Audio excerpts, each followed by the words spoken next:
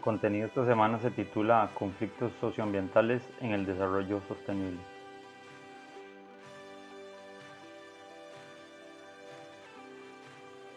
En este video analizaremos el concepto de conflicto, las características y tipos de conflicto que se han analizado, que se han determinado, el concepto de poder, características y tipos de poder.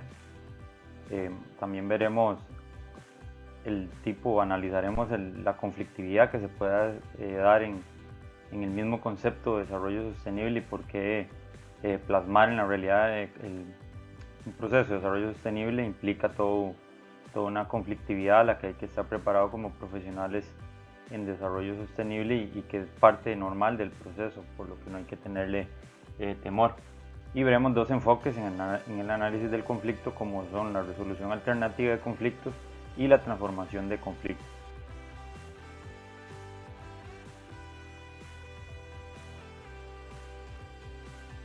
Conceptos clave. Una definición general de conflicto es aquella que dice que un conflicto es una disputa entre dos o más personas o diferentes grupos y o sectores que difieren en relación a una situación. Por lo tanto, en esta definición general de conflicto, se refiere a una disputa entre dos o más personas o dos o más grupos que tienen diferencias en relación a determinada situación. Una definición más elaborada y más ajustada a la realidad, a la realidad del desarrollo sostenible, es la que define el conflicto como una pugna entre seres humanos que comparten espacios comunes y que refleja tensiones por intereses divergentes y comunes, y que toda esta situación está inserta en un contexto histórico, socioeconómico, político, cultural y ambiental. Entonces, en esta definición ya más compleja, más ajustada a la realidad, se define el conflicto como una pugna entre seres humanos que están en determinado espacio, reflejando tensiones por intereses divergentes y comunes, y que toda esta dinámica está inserta en determinado contexto histórico, socioeconómico, político, cultural y ambiental. Es esencial cuando se analiza este tema entender que al conflicto no hay que temerle, que el conflicto es normal, es parte de las relaciones sociales y que refleja injusticias e inequidades que se dan en la realidad social. Generalmente el conflicto no es el problema, sino más bien es su contexto, sus raíces, de dónde viene ese conflicto y el manejo que se le puede dar. El conflicto más bien es una oportunidad a solucionar muchas de esas injusticias e inequidades. Lo que se debe entender es de dónde viene ese conflicto y darle un manejo para empezar a solucionar la raíz de esos problemas. Como les decía, un aspecto positivo de un conflicto es que promueve cambios. Lo importante es cómo se resuelve para lograr una situación mejor a la que había anteriormente. Por lo tanto, un conflicto es una oportunidad para mejorar, como les mencionaba.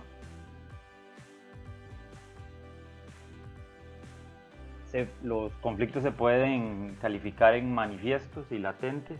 Un conflicto manifiesto es un conflicto visible, donde ya las partes están enfrentadas y hay un planteamiento abierto entre las partes, un planteamiento de sus intereses. Por otro lado, un conflicto latente todavía no es manifiesto, sino que hay diferencias ocultas que uno se manifiesta y es sumamente peligroso porque puede ir carburando, por decirlo así, se va calentando y de repente volverse manifiesto, estallar, pero de una manera muy peligrosa, muy explosiva. Un ejemplo de este conflicto latente fue el caso de Cahuita, que yo les decía que desde la creación del área protegida había un conflicto latente, porque había inconformidad por parte de la comunidad contra el Estado, pero no se había vuelto manifiesto, no había manifestaciones visibles o enfrentamientos visibles hasta que se da el cambio en la tarifa de ingreso, donde ya un evento hace que estalle ese conflicto latente y se vuelva un conflicto manifiesto. Es importantísimo no relegar el conflicto, no acallarlo, no darle importancia, sino es importantísimo para llegar a una solución es enfrentarlo, analizarlo, entender sus causas para solucionarlo, buscando la solución en las raíces del problema. Todo esto, si se logra, da como resultado un fortalecimiento de los actores y del contexto conflictivo que estábamos enfrentando.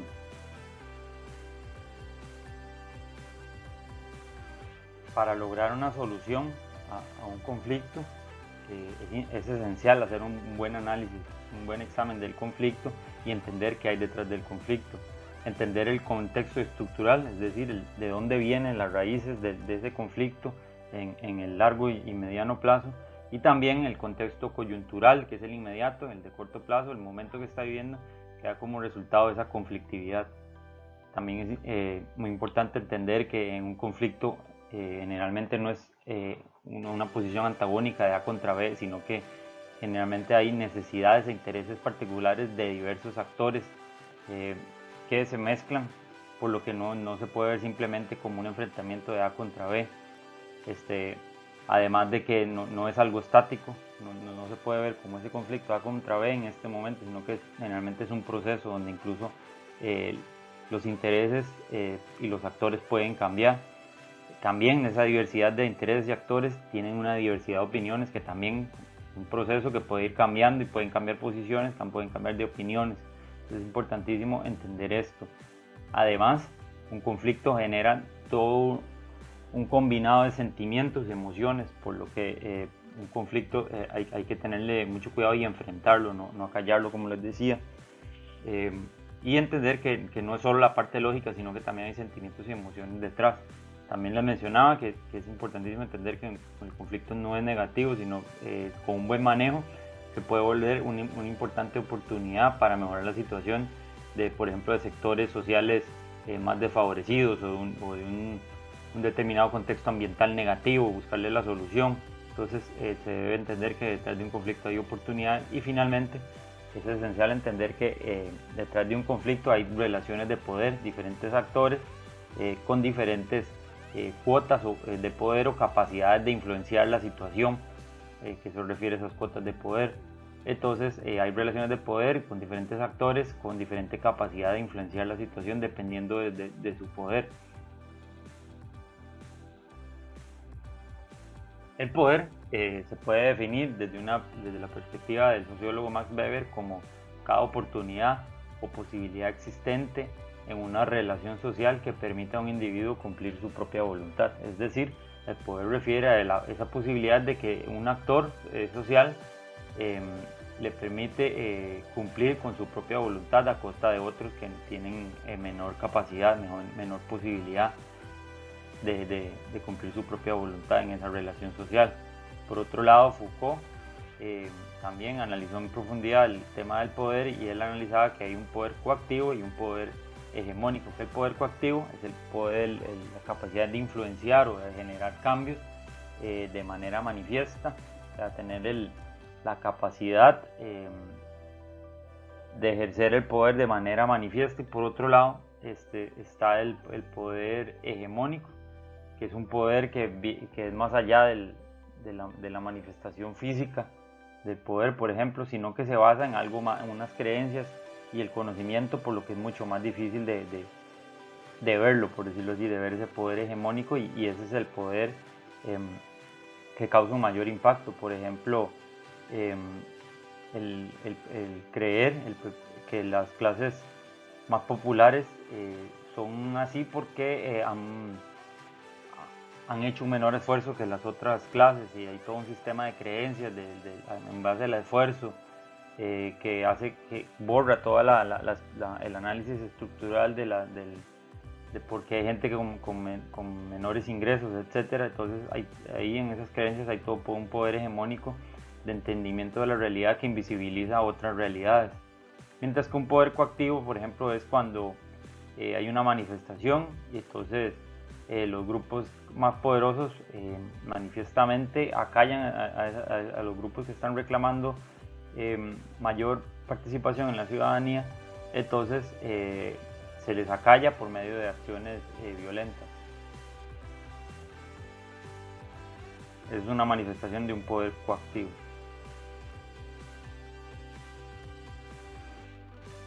Hay que entender que el poder es dinámico, o sea, cambia, como yo les he dicho, permeable, puede transformar, puede transmitirse a través del entramado social, y que la mayor cuota de poder, a mayor capacidad de poder, a mayor posibilidad, mayor capacidad de incidir. Y que este poder puede estar concentrado en un solo grupo pequeño, en una persona o en todo un grupo de personas también.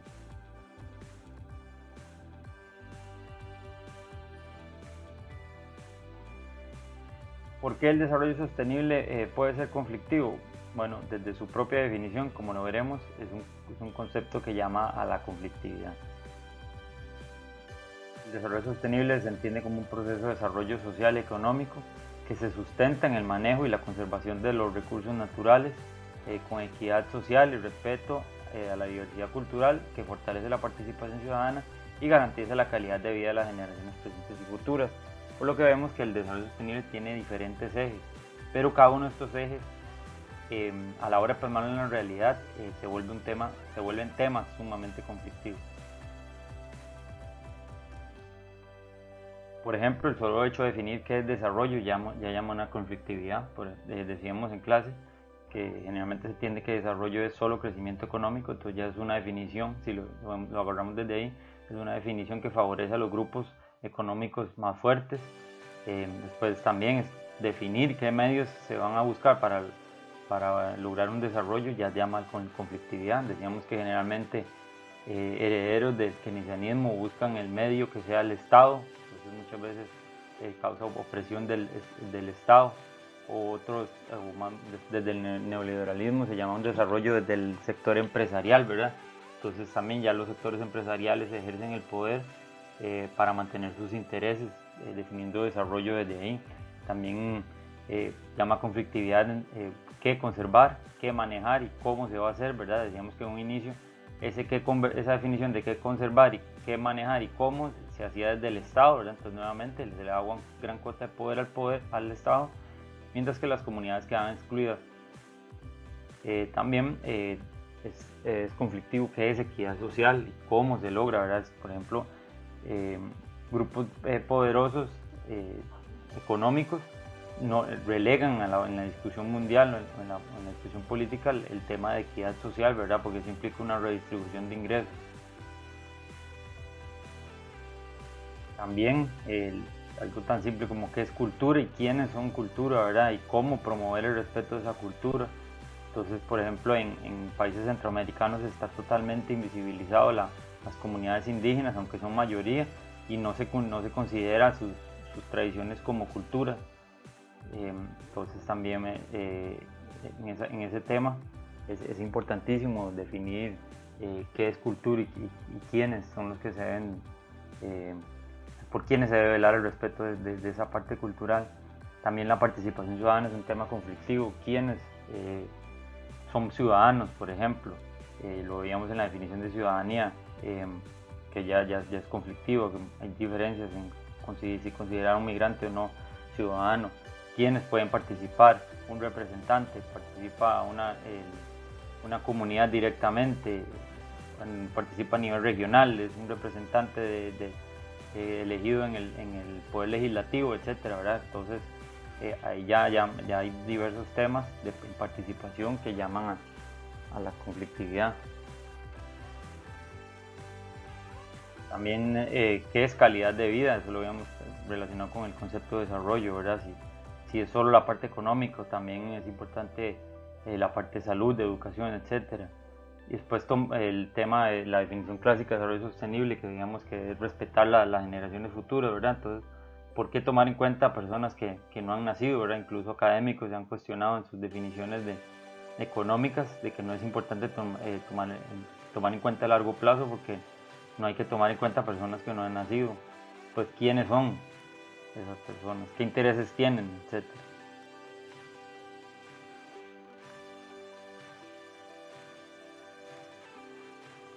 Y para ir concluyendo, es importante entender que en el tema de analizar conflictos hay dos enfoques más fuertes. Uno es la resolución alternativa de conflictos y otro es la transformación de conflictos. La más tradicional, la más conocida es la resolución alterna de conflictos, que llama a un diálogo y comunicación para resolver el conflicto y en aras de lograr un consenso. Entonces, el enfoque del RAC o la resolución alternativa de conflictos busca crear las condiciones para solucionar principalmente a través del fortalecimiento de los actores involucrados. Primero se promueve un proceso de negociación directa entre las partes involucradas. Si no se logra ese paso, pasa a una siguiente etapa de mediación, donde un tercero hace de mediador para promover ese proceso de negociación, y si no se logra, pues ya hay un arbitraje donde un actor ejecuta como juez, toma la decisión como juez para ver a quién, en favor de quién resuelve el conflicto por el cual se dio todo el proceso. Por ejemplo, en Costa Rica hay toda una legislación para promover esta resolución alterna de conflictos. Generalmente, aunque es un poco más lineal el enfoque de la resolución alterna de conflictos, sí se busca hacer un análisis de la situación. Primero, es importante recalcar que generalmente el análisis de la resolución alterna de conflictos se queda a nivel descriptivo, no va más allá como lo busca el de transformación, como lo veremos ahorita. Primero busca describir la situación, entender las causas, las partes involucradas, las reacciones de cada parte, los intereses y preocupaciones de cada uno, las opiniones y las posibles soluciones que propone cada uno. Luego se busca llegar a una solución de consenso que favorezca a todos, se definen acuerdos y compromisos, y luego se define el seguimiento y las evaluaciones para ver que se estén cumpliendo estos acuerdos y compromisos. Por otro lado, el enfoque de transformación de conflictos entiende el conflicto desde la raíz, o sea, desde un análisis coyuntural y estructural del conflicto, por lo que se define esa transformación de conflictos como una transformación, como un proceso de transformación sociopolítico, cultural y psicosocial de largo plazo. Entonces lo que hace es tratar de entender el conflicto de forma articulada con aspectos clave de la coyuntura en el corto plazo, o sea, lo inmediato, lo que está pasando, pero también los aspectos estructurales que se van resolviendo en el mediano y largo plazo, ¿verdad? Entonces, el enfoque del proceso de manejo de conflictos lo que busca es hacer un análisis más profundo, comprender el conflicto e impactar en sus causas estructurales para que no sea una solución solo inmediata de toda la conflictividad, sino darle una solución en largo plazo atacando las causas estructurales. Entonces busca entender, entiende el conflicto desde una mayor complejidad, entendiendo que detrás de un conflicto, en esas causas estructurales, hay situaciones de desigualdad, pobreza, exclusión, en la parte social, todo esto, y también extractivismo, por ejemplo, en la parte socioambiental, intereses en torno al extractivismo como modelo dominante en América Latina, por ejemplo. Entonces se ve la conflictividad desde esta perspectiva de transformación desde el origen, y se entiende ese origen en realidades injustas y violentas. Entonces se entiende que, como les decía, que no se puede solo A contra B, bueno contra malo, sino que hay que entender que hay toda una perspectiva de intereses detrás que lleva a una complejidad profunda de la conflictividad, y que hay intereses y luchas detrás, y que esos intereses y luchas con una buena solución de las raíces del problema puede llevar a cambios positivos en aras de resolver las injusticias. Entonces, bajo este enfoque se busca hacer un proceso de manejo de conflictos donde la idea es construir capacidades de los actores más vulnerables en aras de superar las asimetrías del poder que veníamos analizando en este video, para transformar las raíces del conflicto y buscar soluciones operativas en el largo plazo y cambios profundos de la realidad social y ambiental.